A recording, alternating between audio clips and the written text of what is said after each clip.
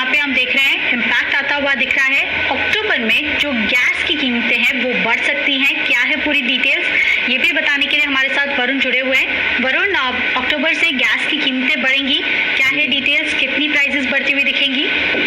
देखिए, करीब 50 से 60% गैस की कीमतें बढ़ सकती है और ये मैं नहीं कह रहा हूँ, बल्कि काफ़ी सारे जो गैस कंपनीज है उनके जो मैनेजमेंट है उनके तरफ से कहीं ना कहीं ये बयान आया है और कुछ कैलकुलेशंस भी है जो कि ये दर्शा रहे कि हाँ शायद गैस की कीमतें बढ़ सकती है।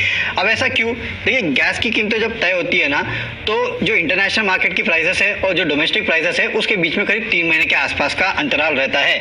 यानी कि जो अप्रैल में गैस की प्राइसेस तय हुई थी उसमें जनवरी के आसपास की जो एंडिंग प्राइसेस थी वो ली गई थी और अब जो गैस की प्राइसेस तय होने वाली है अक्टूबर से, तो उसमें जून के आसपास की जो एंडिंग प्राइसेस है वो ली जाएगी। और आप देख रहे हैं कि पिछले अक्टूबर में गैस की प्राइसेस कम हुई थी, तब से अब तक गैस की कीमतों में या फिर कच्चे तेल की कीमतों में करीब 78% के आसपास की बढ़ोतरी हुई है।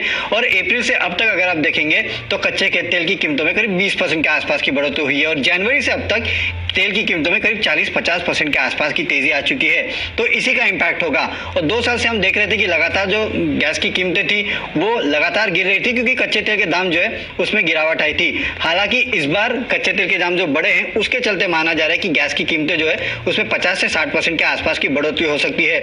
और एक कारण इसका यह है कि पिछले बार यानी कि अप्रैल के महीने में जो गैस की कीमतों में बदलाव किया जाना था वो दरअसल नहीं किया गया था। क्यों? क्योंकि अगर ये बदलाव किए जाते तो कहीं ना कहीं बाकी सेक्टर्स को इम्पैक्ट होते जो कि कोविड से इम्पैक्टेड थे। इसके लिए भी ये माना जा रहा है कि पिछले बार क्योंकि ये पास ऑन कर दिया गया, मतलब इसको छोड़ दिया गया था, बढ़ोतरी नहीं की गई थी, तो हो सकता है कि इस बार पूरा पास ऑन किया जाए और पूरी तरह से बढ़ोतरी की जाए। अगर ऐसा किया जाता है तो जाहिर सी बात है कि जो ONGC, ऑयल इंडिया, गेल, ये तमाम वो कंपनीज है जिनको फायदा होगा क्योंकि ये डायरेक्टली गैस से लिंक्ड है और $1 गैस की कीमतें भी बढ़ती है तो ऑयल इंडिया और ONGC को 550 से करीब 4000 करोड़ के आसपास का फायदा होता है। तो आप सोच लीजिए, अगर 50-60% के आसपास बढ़ेगी यानी कि करीब $1 के आसपास बढ़ सकती कीमत, तो ऑयल इंडिया और ONGC को भरपूर इसका फायदा मिलेगा।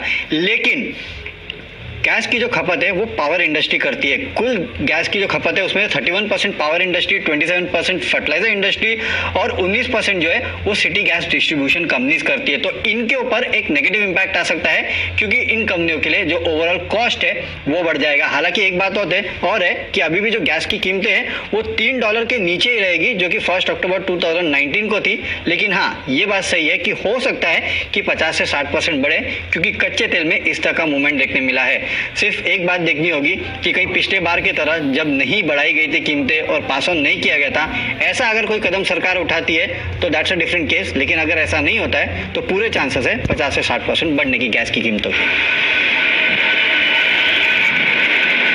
बिल्कुल, तो आप देखिए ये पॉजिटिव खबर गैस कंपनीज के लिए अब फाइनली आते हुए दिख रही है कि अब उनकी जो कीमतें हैं वो बढ़ा पाएंगे। लगभग 50% की जो कीमतें हैं वो बढ़ा सकते हैं। और फाइनली हम देख रहे हैं कि कच्चे तेल में भी जिस तरह से उछाल आता हुआ दिख रहा है तो उसको भी उनको थोड़ा सा राइट ऑफ करना होगा। और इसके चलते आप देखेंगे कि गैस की जो कीमतें हैं वो अक्टूबर से बढ़ती हुई दिख सकती हैं। और हमने देखा है कि गैस की जो स्टॉक्स हैं, IGL है, MGL है, ONGC है, गेल है, इन सब पर हमने एक इम्पैक्ट देखा है। कुछ ही दिन पहले हम देख रहे थे, इनफैक्ट पिछले हफ्ते अच्छे गेन्स के साथ ये सारे स्टॉक्स ट्रेड करते हुए दिख रहे थे।